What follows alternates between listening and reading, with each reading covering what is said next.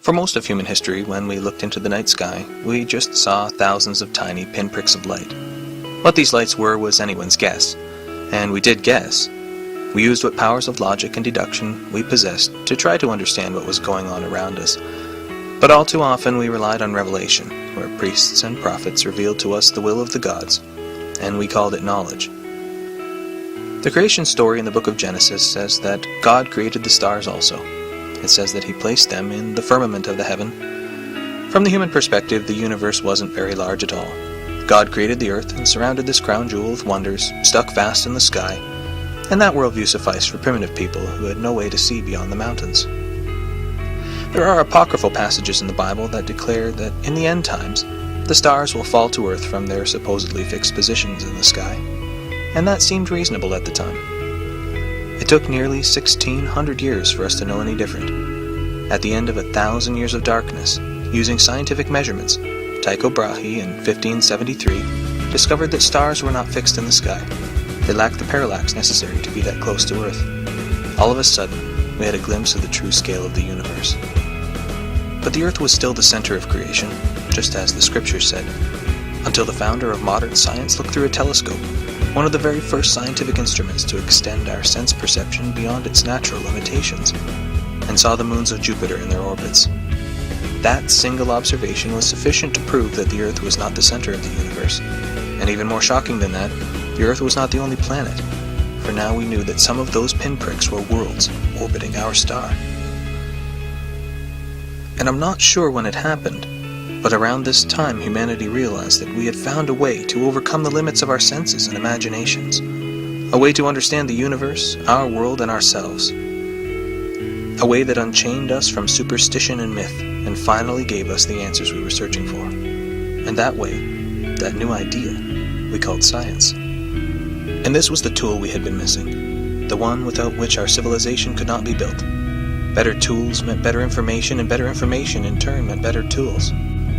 Astrology gave way to astronomy, and we saw the heavens for what they truly are. Propitiation to the gods gave way to medicine, and we discovered real cures and treatments. Alchemy gave way to chemistry. Electricity propelled us out of the darkness of our ignorance. We discovered microbes, looked into our own bodies, split the atom, harnessed the invisible power of the electromagnetic spectrum, watched the birth and death of stars, uncovered the secrets of the universe, decoded the very fabric of life, even venturing off our own planet. One small step for man, one giant leap for mankind.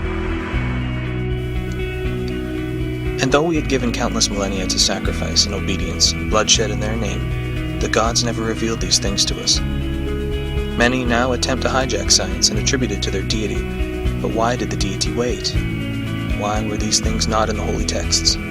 For 100,000 years, Homo sapiens was born, very often dying in the process or killing its mother in the process.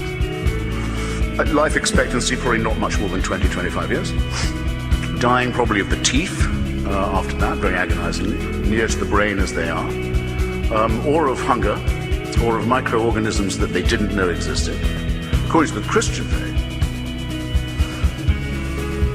heaven watches this with folded arms, with folded arms, with folded arms, with folded arms.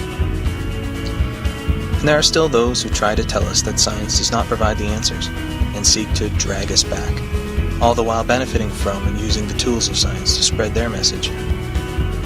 But we have found the way forward, and though sometimes the answers we find are frightening, it's too late. We know from whence we came, and we know the way ahead. That I wasn't going to go back into the cave. Because what are these people telling you? You need my help. Cross my palm with silver.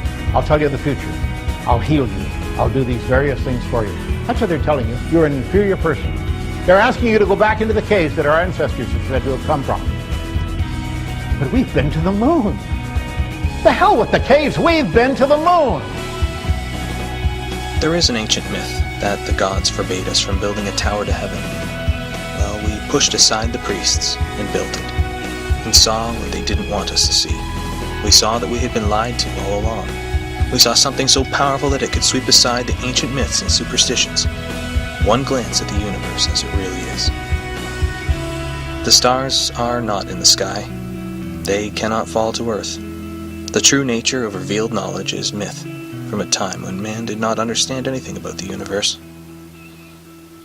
It was science that brought us out of the darkness, that showed us what we needed to know, that opened our eyes to reality, that gave us everything the gods denied us.